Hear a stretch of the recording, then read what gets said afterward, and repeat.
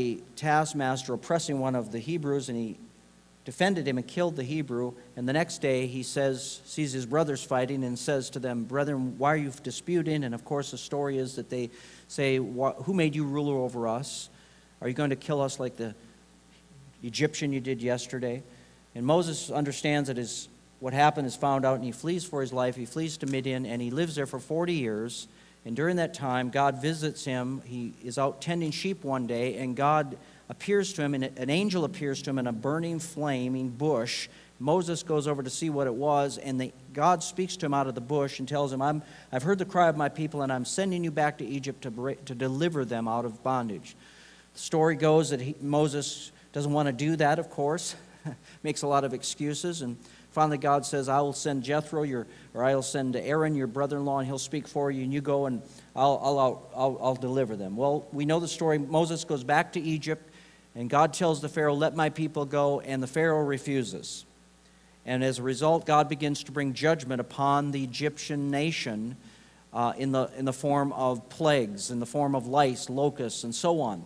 And if you look at the judgments that God brings on the Egyptians, he's bringing judgment on the gods of the Egyptians. Every one of those plagues had something to do with the gods of the Egyptians because they worshipped everything. They worshipped the Nile. They worshipped the crocodile god. They worshipped insect. They were a pantheist or pluralistic type of nation. They worshipped all types of different gods. And so God brings judgment on the nation of Israel. It says, or nation of Egypt, excuse me. It says that at the beginning, Pharaoh hardened his heart.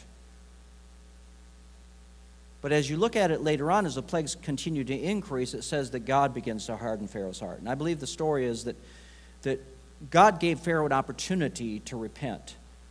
God gave Pharaoh an opportunity to change his mind, but when God realized it was not going to happen, then it says, okay, if you're not going to relinquish, then I'm going to make sure you really don't relinquish, and I'm going to show my power in you. So then God makes sure Pharaoh doesn't relinquish. And the story goes that as we look at the scriptures, that it becomes to the point where God is about to do something in Egypt to bring the people of Israel out. And he says to the Pharaoh, he says to Moses that I'm going to do something so severe that they're going to drive you out of Egypt. And if we look at Exodus chapter 12, we see the story of the Passover, the very first Passover. This is what God says to Israel, to Moses. And we'll read down through verse 20, it says. And then we're going to look at this, and I've got a lot of stuff to go through this morning. I've got 7 pages of notes. This is from a series I did, and I've got to get this in about 45 minutes, so we're going to really cruise here this morning. But I want to read this so you understand the story. Now the Lord spoke to Moses and Aaron in the land of Egypt, saying, "This month shall be the beginning of months. It shall be the first month of the year to you. Speak to all the congregation of Israel, saying, on the 10th day of the month, every man shall take for himself a lamb according to the house of his father, a lamb for a household. And if the household is too small for the lamb, let him and his neighbor next to his house take it according to the number of the persons. According to each man's need, you shall make your account for the lamb. Your lamb shall be without blemish, a male of the first year. You may take it from the sheep or from the goats. Now you shall keep it until the 14th day of the same month. Then the whole assembly of the congregation of Israel shall kill it at twilight. And they shall take some of the blood and put it on the 2 doorposts and on the lintel of the house where they eat it. Then they shall eat the flesh on that night, roasted in fire with unleavened bread, and with bitter herbs they shall eat it. Do not eat it raw, nor boil it at all with water, but roasted in fire, its head with its legs and its entrails. You shall let none of it remain until morning, and what remains of it until morning you shall burn with fire. And thus you shall eat it with a belt on your waist, your sandals on your feet, and your staff in your hands. So you shall eat it in haste. It is the Lord's Passover. For I will pass through the land of Egypt on that night. I will pass through the land of Egypt on that night, and will strike all the firstborn of the land of Egypt, both men and beasts, and against the gods of Egypt I will execute judgment. I am the Lord. Now the blood shall be a sign for you on the house where you are. And when I see the blood, I will pass over you, and the plague shall not be on you to destroy you where you are. And when I strike the land of Egypt. Verse 14. So this day shall be to you a memorial, and you shall keep it as a feast to the Lord throughout your generations. You shall keep it as a feast as an everlasting ordinance. 7 days you shall eat unleavened bread. On the first day you shall remove leaven from your house. For whoever eats leavened bread from the first day until the seventh day, that person shall be cut off from Israel.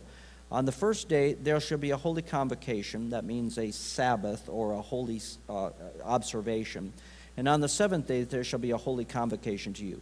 No manner of work shall be done on them, but that which everyone must eat. That only may be prepared by you.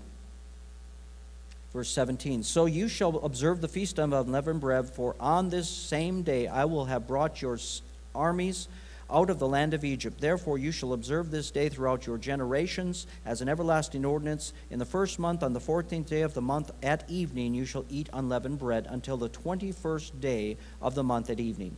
For 7 days no leavening shall be found in your house, since whoever eats what is leavened, the same person shall be cut off from the congregation of Israel, whether he is a stranger or a native of the land. You shall eat nothing leavened. In all of your dwellings you shall eat unleavened bread. So if we look at the Passover is actually a combination of 3 feasts in one. It's the feast of Passover, unleavened bread, and first fruits. And these 3 feasts actually correlate, and we call these the spring feasts of the Lord.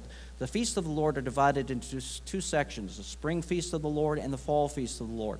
The spring feast of the Lord, and what's really awesome about these feasts is these feasts are not only physical illustrations of what Jesus was going to do, but they are also prophetic illustrations of what not only Jesus did in his first coming, but what he's going to do in his second coming. The spring feast of the Lord, which consists of Passover, the Feast of Unleavened Bread, the Feast of First Fruits, the Feast of Pentecost, these all point to the first coming of Messiah. They all point to the first coming, and Jesus fulfilled these exactly to the very hour.